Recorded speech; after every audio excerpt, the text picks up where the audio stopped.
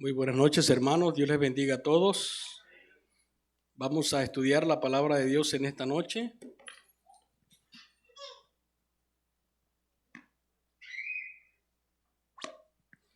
Y vamos a continuar con el estudio de nuestras 28 creencias fundamentales. Hoy vamos a estudiar la creencia fundamental número 9, que lleva por título Vida, muerte y resurrección de Cristo.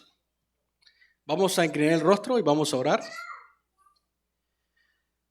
Querido Padre que estás en los cielos, alabamos y glorificamos tu nombre, Señor, en esta hora, y te damos gracias por la oportunidad de abrir tu palabra. Te pedimos, Señor, que nos ayudes a entender el mensaje que tienes para nosotros en esta noche y que podamos ponerlo en práctica en nuestra vida espiritual. En el nombre precioso de Jesús. Amén. Primera de los Corintios, capítulo 15, la lectura bíblica. Primera de Corintios, capítulo 15, verso 20 al 22. Dice la palabra del Señor: Pero ahora Cristo ha resucitado de los muertos, como primicia de los que murieron, es un hecho. Pues por cuanto la muerte entró al mundo, también por un hombre la resurrección de los muertos. Pues así como en Adán todos mueren, en Cristo todos volverán a vivir. Amén. Qué lindo. Ese pasaje nos dice que todo en esta vida tiene solución, aún la muerte, porque la muerte tiene solución en Cristo Jesús. Por eso en esta noche vamos a estudiar un poco acerca de la vida, muerte y resurrección de Cristo y qué beneficio nos proporciona a nosotros como sus hijos. ¿Ok? El enunciado de esta creencia dice así: mediante la vida de Cristo da perfecta obediencia a la voluntad de Dios, y en sus sufrimientos, su muerte y su resurrección, Dios proveyó el único medio para expiar ¿qué cosa? El pecado de la humanidad. De manera que todo aquel que acepte ese sacrificio, que dice allí expiación, puede tener ¿qué cosa? Vida eterna. Eso lo dice Romanos 6:23. Porque la paga del pecado es ¿qué? Muerte, mas el regalo o dádiva de Dios es ¿qué? Vida eterna en Cristo Jesús. Entonces todo aquel que acepte esta expiación puede tener vida eterna. Y toda la creación puede comprender mejor el infinito y santo amor del Creador. Esta expiación perfecta vindica la justicia de la ley de Dios y la benignidad de su carácter, porque no solo condena nuestro pecado, sino que también nos garantiza nuestro perdón. Amén. Y termina diciendo: la muerte de Cristo es vicaria. ¿Qué más? Expiatoria, reconciliadora y transformadora. La resurrección de Cristo proclama el triunfo de Dios sobre las fuerzas del mal y asegura la victoria final sobre el pecado y la muerte a los que aceptan esta expiación. Ella declara el señorío de Jesucristo, ante quien se doblará toda rodilla en el cielo y en la tierra. Amén. Entonces, al hablar acerca de la vida y la muerte y la resurrección de Cristo, mis queridos hermanos, la Biblia nos asegura que nuestra victoria está sellada. Amén. Porque así como Cristo murió y resucitó, dice el apóstol Pablo aquí en 1 Corintios capítulo 15, porque así como Cristo murió y resucitó, Dios traerá con Cristo a todos los que durmieron con él. Amén. Así que hay una garantía de victoria a través de la muerte y resurrección de Jesús. Muy bien. Como ya hemos estudiado en el pasado, cuando estudiamos la lección número 3, que habla acerca de Dios el Hijo, como ya lo hemos estudiado, el propósito central de la Escritura es cristológico. Es decir, revelar quién era quién, Cristo, pero también tiene otro sentido que es soteriológico, que es revelar cómo Cristo salva a quién, al pecador. Entonces, en otras palabras, la Biblia tiene dos propósitos. Uno, mostrarnos quién es Jesús. Y segundo, cuál es la obra que Él vino a realizar en favor de nosotros. San Lucas capítulo 19, verso 10 dice, porque el Hijo del Hombre vino ¿a qué? A buscar y a salvar lo que se había perdido. Entonces, en esta noche nos concentraremos en la obra redentora de Cristo. Y si queremos entender el plan de la salvación, debemos notar que este también incluye dos aspectos, uno objetivo y otro subjetivo. Es decir, lo que Dios hizo independientemente del hombre para solucionar el problema del pecado y cómo la salvación se hace efectiva en cada uno de nosotros. Amén.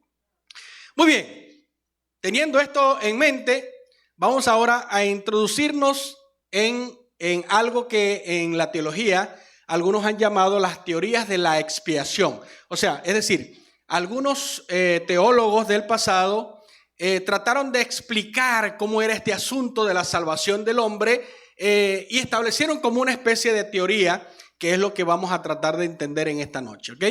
A través de la historia, la iglesia cristiana han habido numerosos intentos de entender y explicar la obra compleja y abarcante de la expiación, que es en realidad lo que logró Cristo. ¿Por qué la cruz? ¿Quién demandó la sangre de Cristo? ¿Y cómo es el hombre redimido y reconciliado con Dios? Esas son algunas preguntas filosóficas que el hombre se ha hecho a través de la historia y que ha tratado en su mente finita tratar de responder. ¿Ok? Al dar respuesta a estas preguntas, nunca ha sido ni será una tarea fácil. ¿Ok? Ya que esto involucra la doctrina de Dios, la del hombre y de la persona de Cristo. Nuestro entendimiento de estas doctrinas afectará nuestra comprensión de la expiación y de lo que el cielo tuvo que hacer para reconciliar al hombre ¿con quién? Con su creador. Ok, entonces tratando de dar una explicación filosófica a este asunto de la expiación, se han diseñado algunas teorías. No quiere decir esto que estas teorías sean correctas, ¿ok? Solamente son teorías o intentos del hombre de tratar de explicar el problema del pecado frente a la expiación, ¿ok? La primera teoría que aparece es la teoría del rescate. Durante los primeros 12 siglos de la era cristiana, predominó el concepto de la expiación que se conoce como la teoría del rescate. ¿Qué decía este postulado? Este postulado también se le llama teoría clásica o teoría dramática. Se veía la historia bíblica como una gran lucha cósmica entre las fuerzas del bien y las fuerzas del mal. Según esta gente, en esta contienda, Satanás usurpó ¿qué cosa? El control del planeta que fue arrebatado de manos de Adán, de modo que se convirtió en el gobernante de este mundo y el hombre llegó a ser ¿qué cosa? Su esclavo. Noten que hay ciertas lógicas, ¿no? O sea, en ciertos aspectos tenían la razón. Y también decía esta teoría que la única esperanza del hombre consistía en que fuera libertado de su esclavitud y para ello era necesario pagar ¿qué cosa? Un rescate. ¿Ok? Por eso esto se le llama la teoría del rescate, porque según este pensamiento filosófico, Satanás se apoderó de este mundo, arrebatándole su dominio a Adán y convirtiendo al hombre ¿en qué cosa? En su esclavo. Entonces, según estos filósofos, ellos entendían de que lo que Jesucristo vino a hacer a este mundo fue sencillamente pagar el rescate. ¿Ok? Pagar el rescate ¿a quién? A Satanás. ¿Ok? O sea, lo que hizo Jesús fue pagarle un rescate a Satanás. ¿Ok? Para poder liberar al hombre de la esclavitud del pecado. Eso es lo que ellos estaban tratando de explicar con esta teoría del rescate. Tiene algunos elementos buenos, algunos elementos no del todo correctos. ¿Ok? Muy bien. La siguiente teoría fue la teoría de la satisfacción. Esa fue por allá en el siglo XI. Anselmo de Canterbury, un famoso teólogo de esa época, se opuso decididamente a la idea del rescate. Él dijo, no, ¿cómo es eso de que Dios tuvo que pagarle un rescate a Satanás? No, eso no es correcto, no está bien. No puede ser que se le haya pagado al diablo para salvar al hombre, no. Anselmo rechazó la teoría del rescate y él vio claramente, dice, que el problema era entre Dios y ¿quién?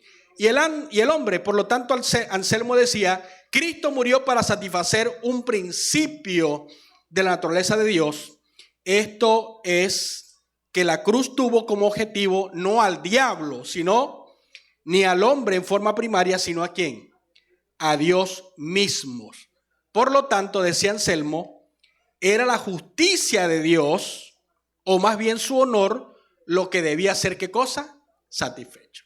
O sea, no se trataba de que había que pagarle un rescate al diablo para poder salvar al hombre, sino que Cristo tuvo que morir para satisfacer de alguna manera el honor de Dios, que había sido, ¿qué cosa? Pisoteado por causa del pecado. ¿Ok? ¿Ah? Interesante, por ahí vamos, por ahí cerca, por ahí está, por ahí van los tiros, como dicen. Ok, después vino este señor llamado Abelardo, Pedro Abelardo, en el siglo XII.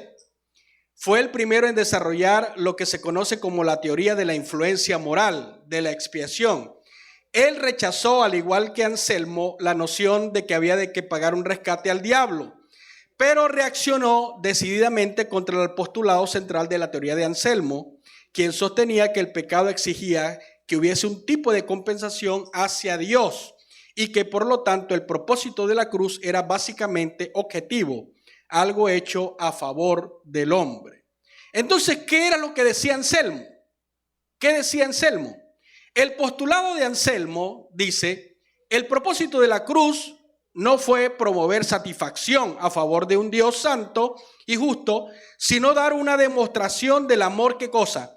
Incondicional de Dios, para que el hombre, movido por este profundo amor de Dios, confiese sus pecados y anhele, ¿qué cosa? Servirle. Según Abelardo, la contemplación del amor de Dios manifestado en la cruz despertaría una respuesta positiva en el corazón del hombre y finalmente este amor en el alma humana es la base de la reconciliación y el perdón. Estaba bonito, ¿verdad? Sonó más bonito que el anterior, ¿verdad? Sonó más bonito. Pero recuerden que estas son teorías, tratando de explicar el asunto de la salvación. ¿Ok? Después viene esta teoría que es la satisfacción penal. Esta ¿cómo se la postularon los reformadores? ¿Ok? Estamos hablando de Martín Lutero, Calvino y esta gente, ¿no? Ellos son los reformadores. Cuando hablamos de reformadores, nos referimos a estas personas por allá en el siglo XVI. Dice que los reformadores volvieron su mirada a la Escritura y en vez de la tradición como base para descubrir la verdad divina. Y al hacerlo concordaron con Anselmo en que el pecado es en verdad un asunto de extrema ¿qué? Seriedad. Para ellos la seriedad consistía en que se trataba de una violación ¿a quién? A la ley de Dios, más bien que un insulto a su honor. Vieron que la Escritura claramente dice que la paga del pecado es ¿qué? Muerte. Y dieron una renovada atención al concepto bíblico de la ira de Dios, su santa reacción contra el pecado y también la condenación bajo la cual se encuentra el ser humano pecador. ¿Ok? Sigue diciendo la teoría de la satisfacción penal.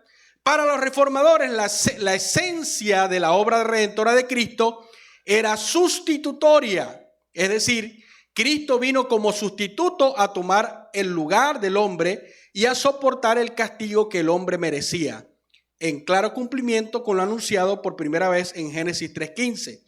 tipificado también en el sistema de sacrificios del Antiguo Testamento y claramente establecido también en el Nuevo Testamento. Como sustituto, Cristo cargó los pecados del hombre y soportó la muerte, que es la paga del pecado. Sobre él cayó la maldición que amenazaba al pecador. Entonces, esta teoría de la satisfacción penal es la que más se acerca a la realidad. O sea, de todas esas teorías que acabamos de leer, ¿verdad? La del rescate, la de la satisfacción moral, la teoría de la satisfacción penal es la que más se acerca a lo que en realidad ocurre en este asunto de la expiación de Dios hacia el hombre. Ahora, veamos otro aspecto importante, la obediencia de Cristo. Recordemos que cuando el hombre se rebeló, o mejor dicho, cuando Satanás se rebeló, primeramente en el cielo y después traslada ese conflicto aquí a la tierra, lo que estaba en juego era la ley de Dios, ¿ok? La ley de Dios. Satanás decía, la ley de Dios no es necesaria, no se puede guardar y no se debe guardar, ¿ok? Entonces Cristo, cuando Él viene a este mundo, Él viene a demostrarle al mundo y al universo entero que la ley de Dios sí se puede, ¿qué? Cumplir, exactamente. Por lo tanto, la obediencia de Cristo tendría que ser una obediencia, ¿qué? Perfecta. Tenía que ser una obediencia, ¿qué? Perfecta. Sin mancha, ¿ok? Tenía que ser una obediencia perfecta, porque de lo contrario no hubiese podido ser, ¿qué cosa? Llegar a ser, ¿qué? El sustituto del hombre, ¿ok? Así que el ministerio terrenal de Jesús, como dice allí, incluye su vida y su muerte. Mediante su vida y su muerte proveyó la justicia que el hombre necesitaba y que jamás podría lograr por su propia, ¿qué? Cuenta, ¿ok? Porque por medio de la fe, que es por medio de la fe en Jesucristo. Jesucristo, por lo tanto, nació para vivir y para morir. Es decir, para destruir por medio de la muerte al que tenía el imperio de la muerte, esto es, al diablo. Jesucristo vino a deshacer las obras ¿de quién? Del diablo. ¿Cómo lo iba a hacer? A través de su vida y a través de ¿qué? De su muerte. ¿Ok? Porque a través de su vida, Jesucristo demostró que la ley de Dios sí se podía ¿qué? Cumplir. Por eso dice Mateo 5:17, no he venido a abrogar la ley ni a los profetas. No he venido a abrogar, sino ¿a qué? A cumplir. Jesucristo vino a probar, a demostrar que en la condición en la cual Adán estaba antes de la caída, podía obedecer perfectamente, ¿qué cosa? La ley de Dios. Porque vamos a decir, el gran caballito de batalla que Satanás esgrimió ante el universo entero, de que la ley no se podía cumplir, era la caída ¿de quién? De Adán. Por eso la Biblia registra que Jesucristo vino como el segundo Adán, no como un descendiente común de Adán como lo somos usted y yo. Él vino como el segundo Adán para resarcir lo que Adán no pudo ¿qué? Cumplir. Y es más, él vino en desventaja en relación a Adán, porque Adán fue creado ¿qué? Perfecto, ¿verdad? Antes de que Adán pecara era ¿qué? Perfecto, no había mancha de pecado en él. Sin embargo, cuando Jesucristo vino a este mundo, aunque él no tenía pecado, adoptó nuestra naturaleza con 4,000 años de ¿qué? De pecado. O sea, tenía 4,000 años ya de desventaja, ¿ok? Así que Jesucristo vino a resarcir el pecado de Adán. Dice aquí, su muerte fue vicaria. Hizo algo por el hombre que el hombre no podía hacer por sí mismo. Antes de morir, él vivió 33 años. Su vida fue de perfecta obediencia a la ley de Dios. ¿Cuál fue el propósito de su vida de obediencia?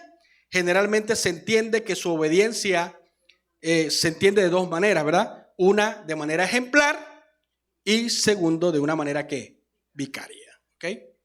Vino a darnos ejemplo a nosotros de cómo guardar la ley, aunque nosotros nunca podremos igualar el modelo. Tenemos que ser claros, nunca podremos igualar al modelo. Sin embargo, no podemos eximirnos de tratar de imitarlo. ¿Ok? Y por último, Jesucristo vino a vindicar, ¿verdad?, el carácter de Dios. Por eso su muerte es vicaria también. Ok. Jesús vino como sustituto a tomar el lugar del hombre. Vino a hacer algo que el hombre no podía hacer por su condición caída. La ley demandaba dos cosas. ¿Qué cosa? ¿Qué demandaba la ley? Obediencia perfecta y la muerte de quien la violara. ¿Ok? Por eso Romanos 6:23 dice, porque la paga del pecado es muerte. La ley demandaba una obediencia perfecta y la muerte del pecador. Entonces Jesucristo, con su vida, vino a demostrar que la ley sí se podía guardar y con su muerte cumplió el requerimiento que la ley, ¿qué cosa?, demandaba, que era la muerte del pecador. Dice esta cita del Espíritu de Profecía: únicamente el manto de Cristo mismo ha provisto para hacernos dignos de aparecer ante la presencia de Dios. Ese manto tejido en el telar del cielo no tiene un solo hilo de invención humana. Cristo en su humanidad desarrolló un carácter perfecto y ofrece impartirnos a nosotros, ¿qué cosa? Este carácter. Otras citas del Espíritu de Profecía que nos hablan acerca de la obediencia de Cristo son las siguientes.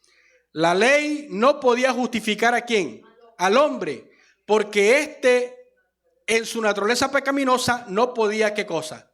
Guardar la ley. Era imposible, sigue diciendo esta otra cita, que el pecador guardara la ley de Dios, que era santa, justa y buena. Pero esta imposibilidad fue eliminada por la imputación de la justicia de Cristo al alma arrepentida y creyente.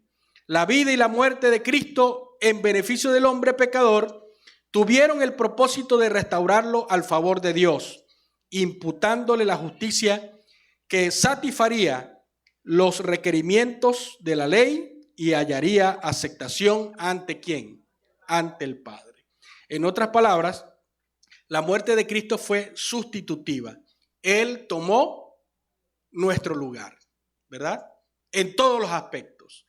Primero, al cumplir la ley, y segundo, al satisfacer las demandas de la ley que exigían la muerte del transgresor, del pecador. Ok, algo importante que debemos tomar en cuenta es que la centralidad de la cruz. La cruz es el centro de un evento, el evento de Cristo, que incluye su encarnación, su vida sin pecado, su muerte y su resurrección e intercesión. Desde muy temprano en la historia, desde muy temprano en la historia de la iglesia, la cruz se convirtió en un símbolo ¿de qué? De la fe cristiana, a pesar de lo impopular que había resultado para muchos. El primer símbolo identificado por los cristianos, para identificarse como cristianos, fue un ¿qué? Un pez. Ustedes sabían, ¿verdad? Un pez. ¿Por qué un pez? Porque la palabra pez en griego es ictus, esa que aparece allí. Ictus, que en español significan Jesucristo, Hijo de Dios, Salvador. Entonces por eso el primer símbolo del cristianismo fue un pez, haciendo referencia a Jesús como el Hijo de Dios, Salvador, aparte de que Jesús los había llamado a ellos para que fueran ¿qué cosa? Pescadores de hombres. Por eso ellos usaron el símbolo del pez. Pero después, con el pasar del tiempo, adoptaron el símbolo universal del cristianismo, que fue la cruz. ¿Ok? La cruz.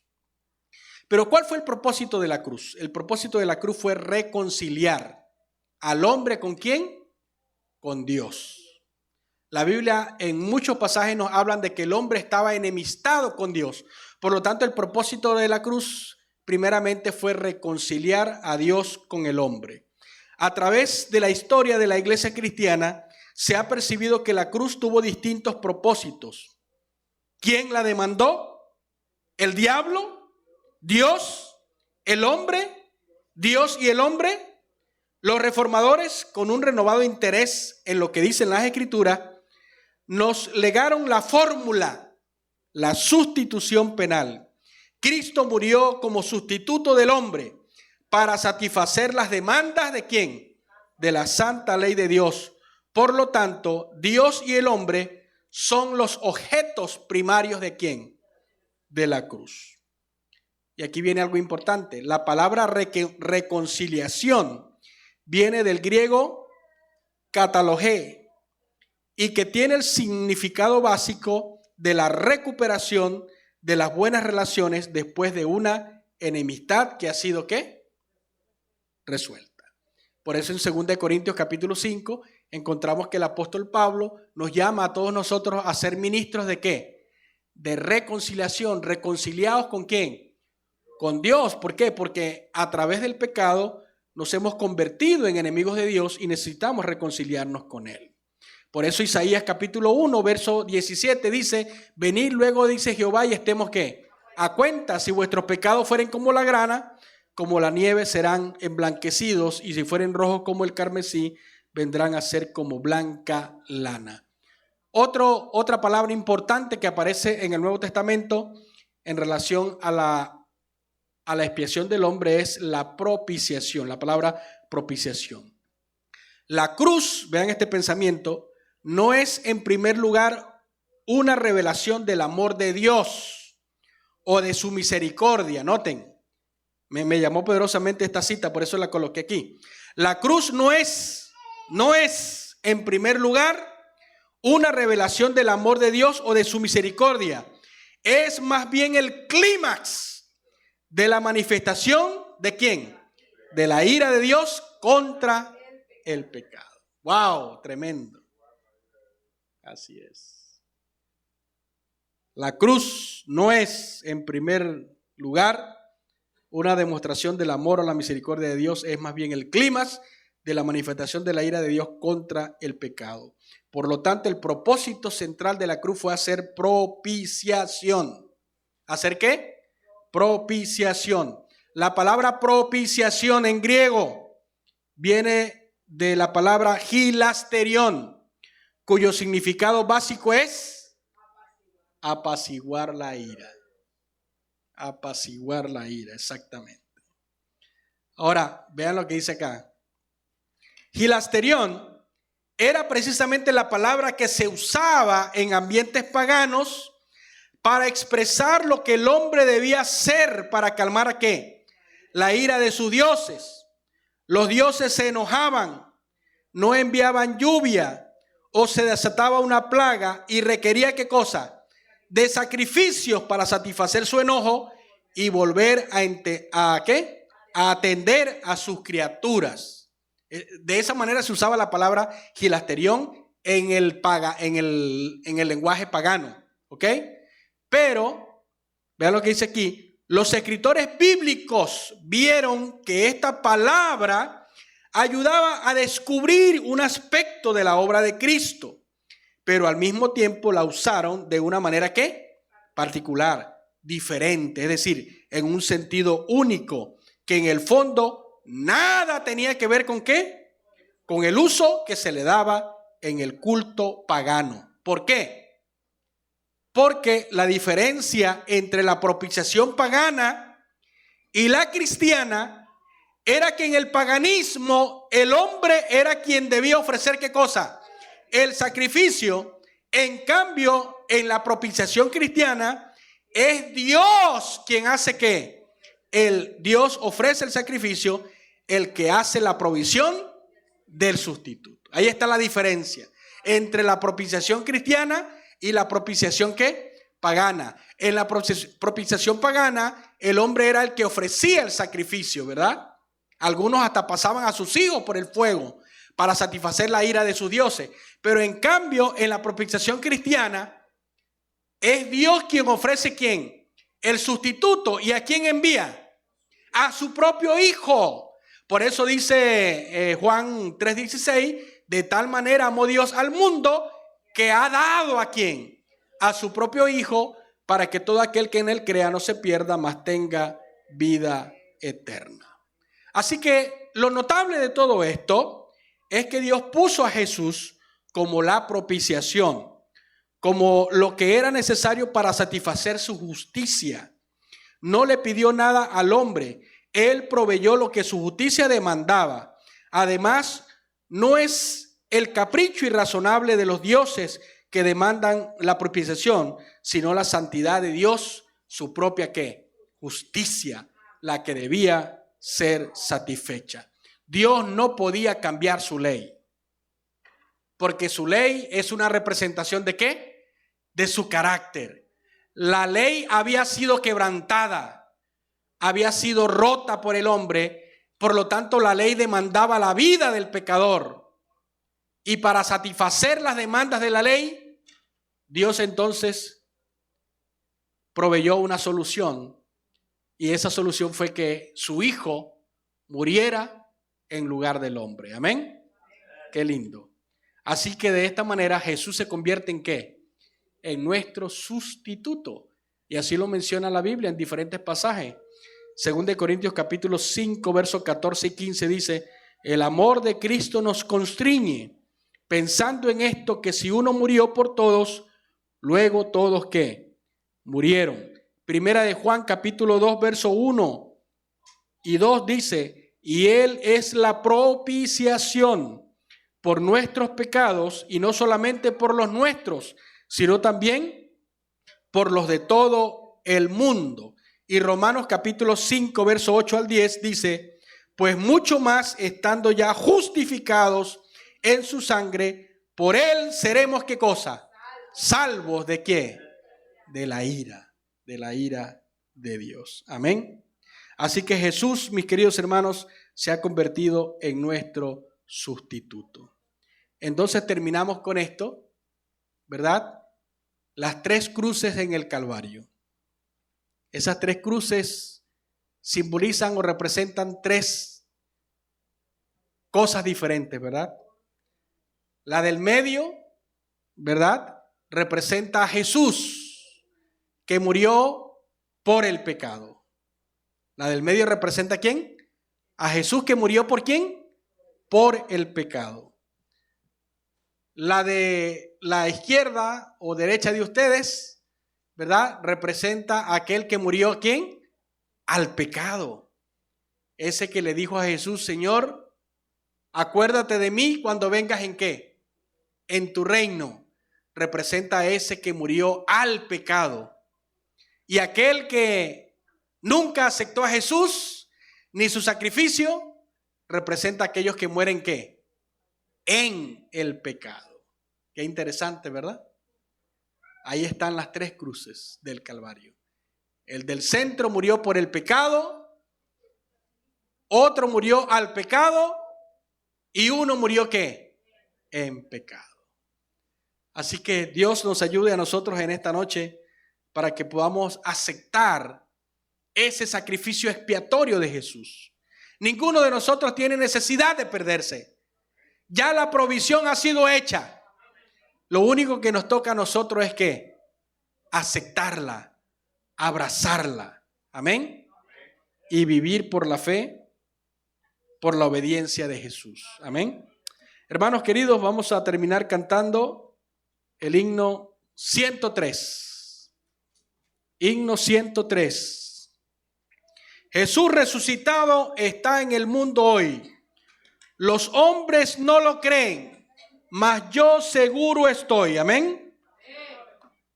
Vamos a cantar ese himno, himno 103. Jesús resucitado está en el mundo hoy.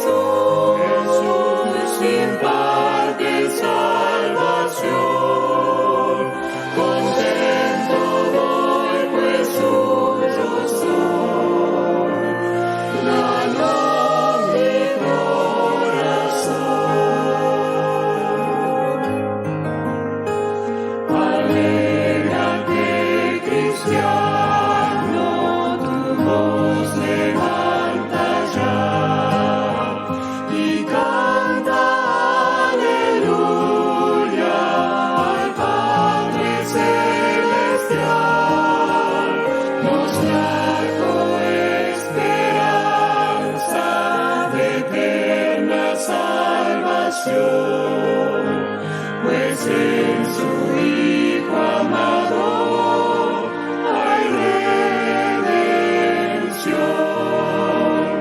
Jesús,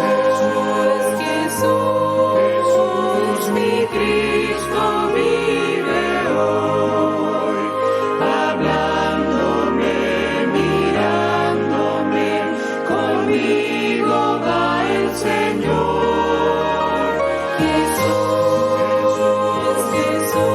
Jesús imparte salvación, contento voy pues suyo soy, ganó mi corazón.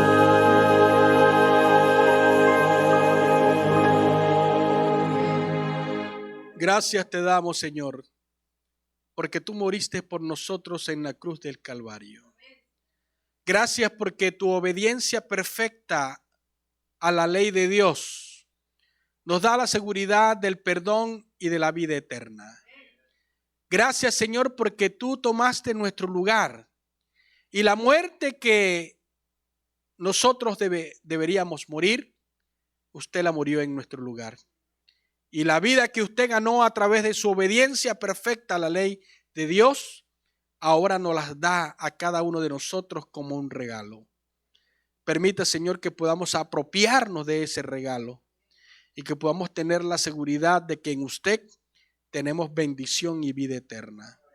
Llévenos con paz a nuestros hogares, Señor.